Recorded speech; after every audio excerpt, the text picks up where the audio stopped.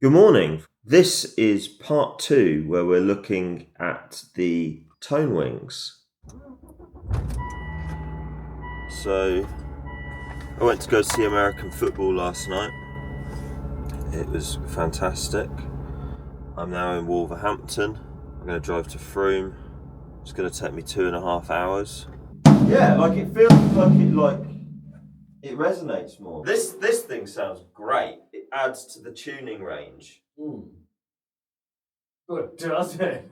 I guess you're kind of wondering about the Tonewings as I was, I was not skeptical would be the wrong word, but I always have a healthy dose of cynicism when viewing any sort of product. They felt like they sort of tightened up the drums response and they sort of expanded out the tuning range, which was really interesting. Certainly on the 12-inch tom and that big 14x10 snare, it really felt like they made a difference.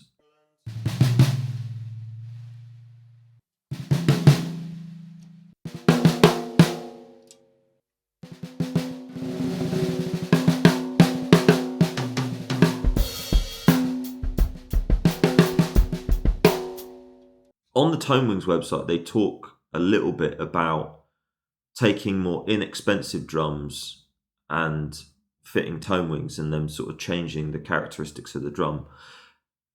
So with the second experiment, I borrowed a drum from Tristan, which was made by the Taiwanese manufacturer Juggs, which is hilarious.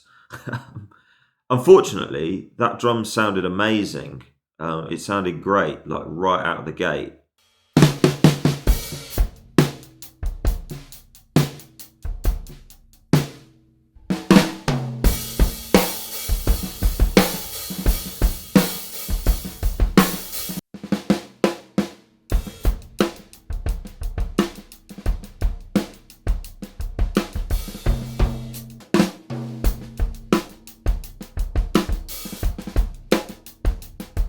Sounded amazing without the Tonewings, and it sounded amazing with the Tonewings.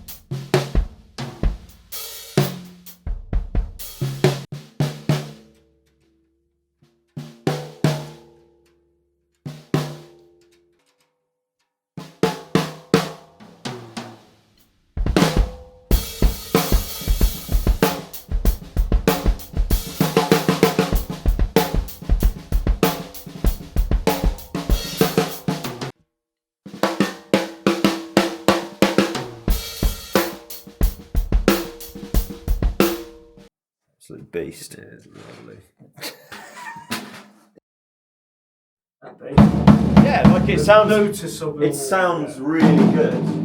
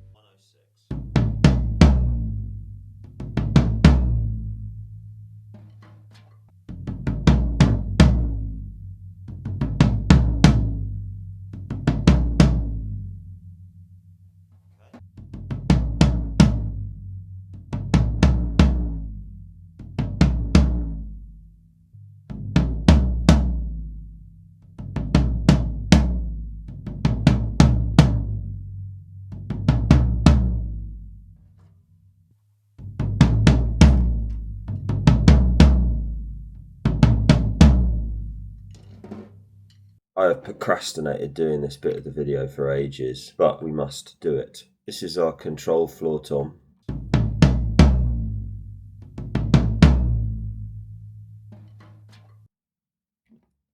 We see the fundamental that's happening at 68, 70 hertz, give or take. If I add one tone wing, it shifts the fundamental a little bit lower.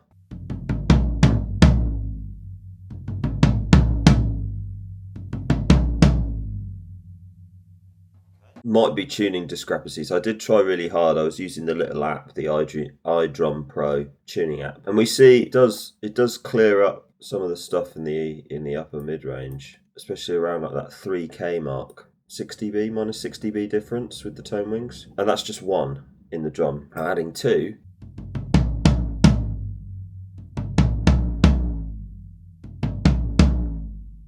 I found two really interesting, and I was chatting with Vlad about this, who makes the tone wings and who's the inventor of this, and he was sort of saying that you've got to find the sort of right amount for a specific drum, because it's not always the same in every drum, and I really found that to be true. Weirdly, if we go back to none and then we add two, you see that actually two sort of actually starts adding some higher frequencies. It's almost like it phases with the one, and it cancels out any sort of positives that one is adding. But then if you add three,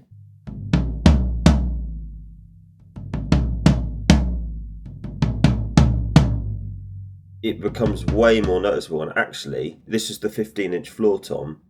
3 was the optimum number because it seems to be like a slightly vanishing returns when we get to 4. So 3, really nice attenuation happening in the upper mids from like 1.5k up to 8k really. So yeah, that's like 9 dB of attenuation.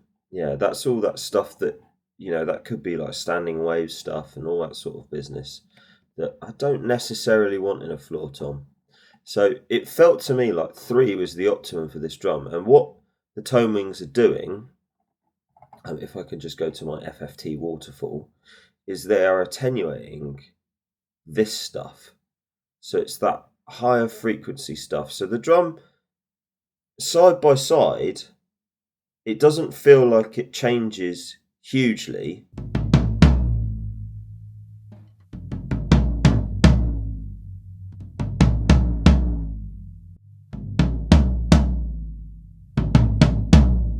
But it just feels like it tightens up a bit, and that would be in the attenuation of the upper mid-range. So that stuff is sustaining off quicker.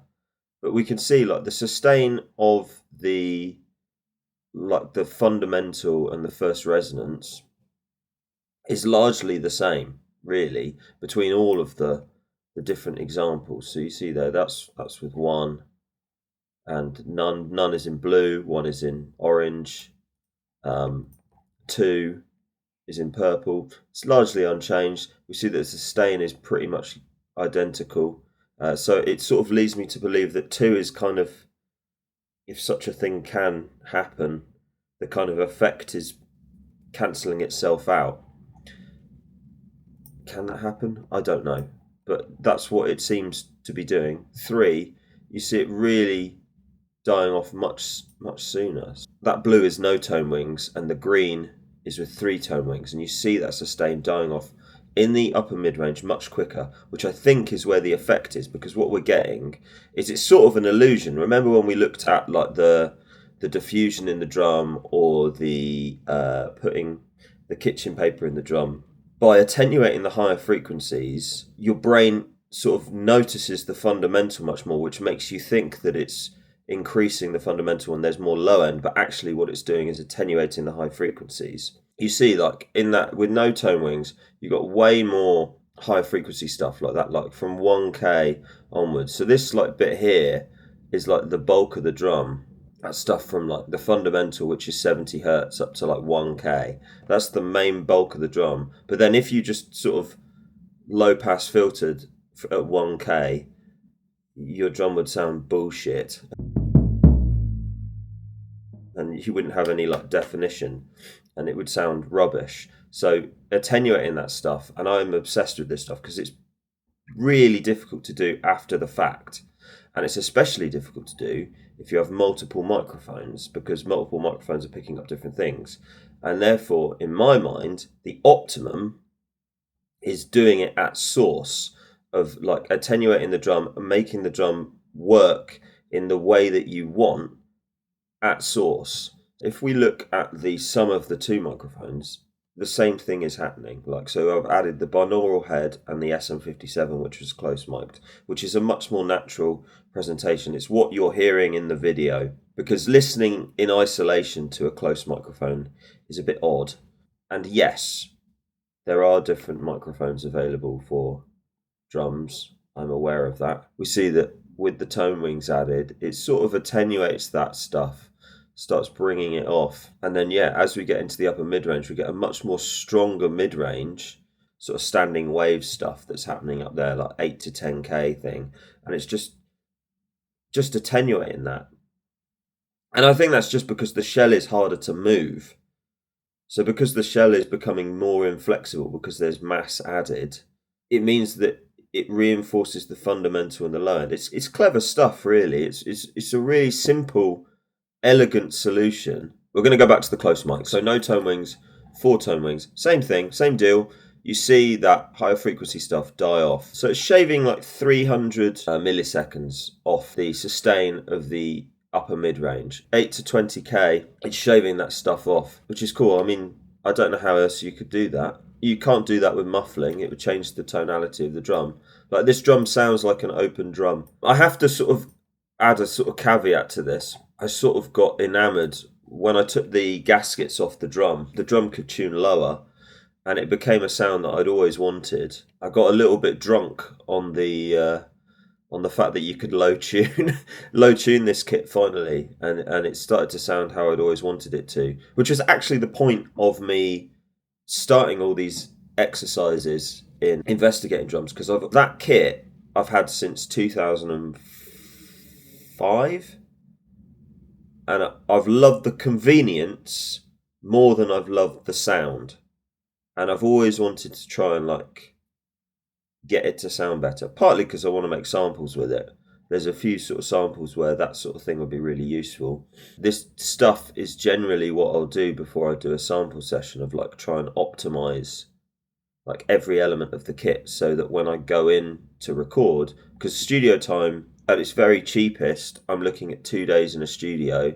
I think it's important that I'm trying to make the best samples. I want the best gear, I want the best microphones, best room.